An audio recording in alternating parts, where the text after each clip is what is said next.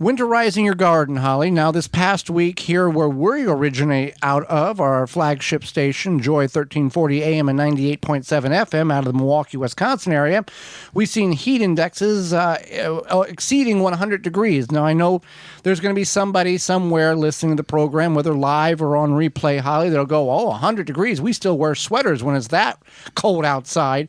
Well, we didn't, and it was warm.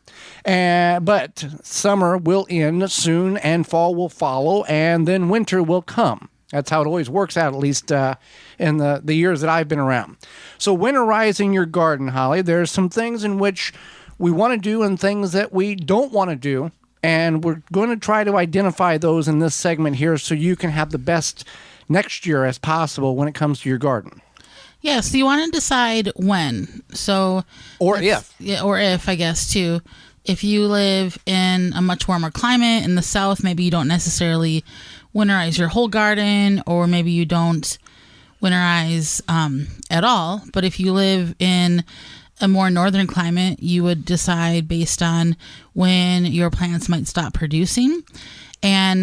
Or you might do this in chunks. Like you might, for example, you might have some squash or pumpkins that are going to grow through the fall, or even possibly potatoes, or you planted some fall crops, and those obviously you don't want to winterize until they're done. Right. Now you're looking at Brussels sprouts or lettuce or radishes, and those things can handle the brassicas. Those things can handle a frost, a light freeze. But when most of our listening audience and most of the stations, there's going to be a point where snow is going to hit the ground and temperatures are going to be below freezing. Now, prior to that, you want to look at what do you need to do, what do you not need to do when it comes to the garden. One thing that many of us will need to do if we do have an irrigation system from dripworks.com or other places is we need to drain it. If we don't drain it, the water freezes and will rupture the hose or pipe and or damage the emitters that we utilize in order to get the water to the plants we're trying to grow. So there's a couple of ways in which you can do this. One, in our situation, we have a feeder hose or a feeder line that we connect to in order to get the smaller line into our beds and water our plants. So what we do is we have that underground all the way to the end of our beds. At that point, that line does come out of the ground, so we open that line up and allow gravity to push or allow water to run out of the feeder line. In addition to that, we take a vacuum, a household vacuum that blows air as well as it will vacuum air. So you can use a shot vac or an upright if it has that capabilities. And we physically tape the nozzle onto the end of the hose that comes out of the house that would hook into the faucet. And we run it for about 10 minutes to blow as much water out of that line as possible and throughout the whole system. There is going to be some residual water left, but the minute amount of water left in there when freezes is not going to do the damage as if it was completely full of water. So you want to drain your line. If you got bird feeders or bird baths or some type of water in which you are utilizing for animals to bring them into your yard, you don't have to drain it. There are devices in which you can incorporate into, let's say, a bird bath or a water bath feature in which will keep the water from freezing. There are heating coils that set in the water that will keep it at 40, 45 degrees. It's not like 90 or it's not a hot tub, but it will keep them from freezing. And the birds can still actively drink the water as well as other insects, and or if your water feature can still operate. Right. So that's definitely.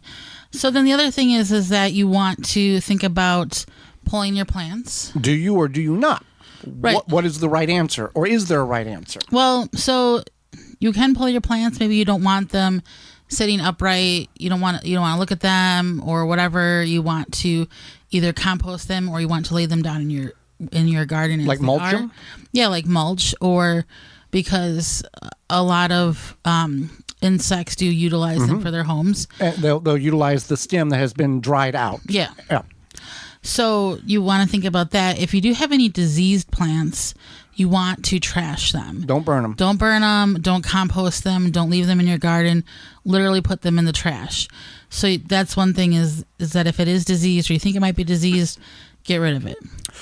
Now, again, we have done the wrong, so we can tell you, not purposely, but when we started gardening, we would wipe the garden clean in the fall, take everything out, throw it to the curb or compost it, and it was bare. There was nothing left. And then we realized the amount of insects, good and bad, that would utilize under the leaves or in the stalks of plants, or if you leave your sunflowers up or other vegetation that has seed pods still on it, the birds will still come in and feed off those seeds well after you're out of the garden and the season is over. So we leave it until spring. And here's another thing. Even in spring, we always, like, say March, April, we get like 2 or 3 days of 80-degree weather, and everybody thinks, oh, we got to plant, and then we get like 3 weeks of freezing rain, or freezing temperatures again, and some snow. The mistake is made that people will go out there in those 3 days and wipe everything and get everything ready to go, yet there's still winter, and you're destroying beneficial insects that are in those plant stalks that you would need to harbor, to reproduce, and to stay in your garden whenever the green and the summer comes. Absolutely. Yeah. So you want to keep that in mind. The other thing is that if you have something where perhaps you have up tomato cages or trellises or whatever, and you need to think about storage.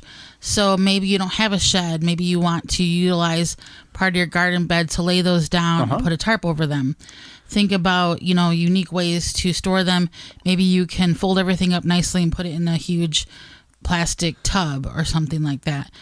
Think, most of those things will be okay if you leave them up. They might rust a little bit faster than if you had a garage or a shed, but if you do want them to last a long time, laying them down in the garden, putting a tarp over it is perfectly fine too. If time allows. There's been the last handful of years for you and I where we've gotten in the garden right at the end. We've planted garlic. A couple of weeks later, we continue to harvest tomatoes and whatever else we can. And then it's like tomorrow's snow and we've got to harvest everything, and that's the end. And stuff sits there until spring when we get back in the garden.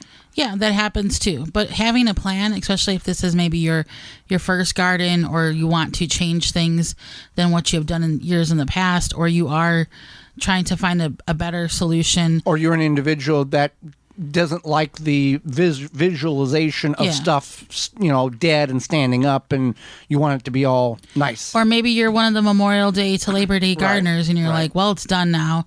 I'm done. Season is over. So which it's not. But it's valid. So another thing is to keep in mind, and we've talked about this several times, is using the leaves, utilizing the leaves, and just a reminder to think about that. And you could also, if you wanted to, take some of your compost and apply that now, if you have a lot extra perhaps or something, and then that would give you more room in your current compost. Well, and the leaves themselves, even if you don't want to apply them for various reasons, to layer them on the bed because you think you got to pull them back off until the soil, just go in the corner and just build as big of a mound of leaves as you can, because however big of a tall mound of leaves you can get back in a pile, by the time March, April comes around, it's going to be reduced by about 50%. And you can still, take and put them in the wheelbarrow and use them around plants and as a living mulch or a native mulch or whatever you want to call it, natural mulch. And that will benefit. The leaves do have nutrient value, more so for the mulch aspect rather than an NPK. Right.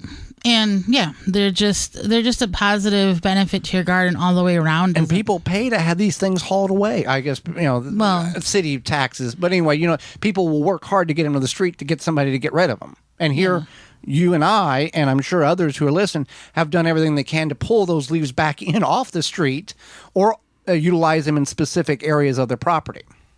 Right. And that's something that is kind of your choice, but we're just telling you now that the leaves are very useful, and if you've never thought about it or considered it, or it's never even crossed your mind, now you know. Yeah, and you in northern climates you can do low road covers or low tunnels or high tunnels, and in some of the southern areas that listen to the program on replay, you can grow the cool weather crops during our winter months. Well, your winter months too, but the mildness of your area it contributes to the ability to grow those cooler crops that we can only grow in the spring and the fall, and you guys can grow it through the winter time when we have multitudes of inches of snow on the ground.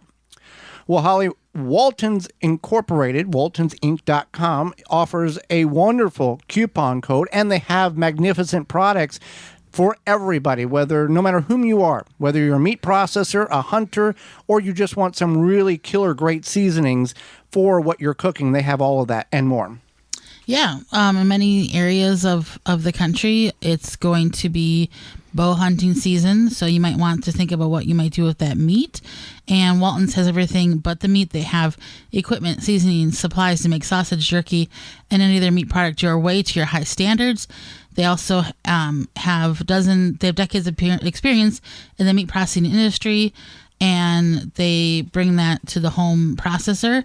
If you go to meatgistics.com, that's an educational site on the hows and whys of meat processing.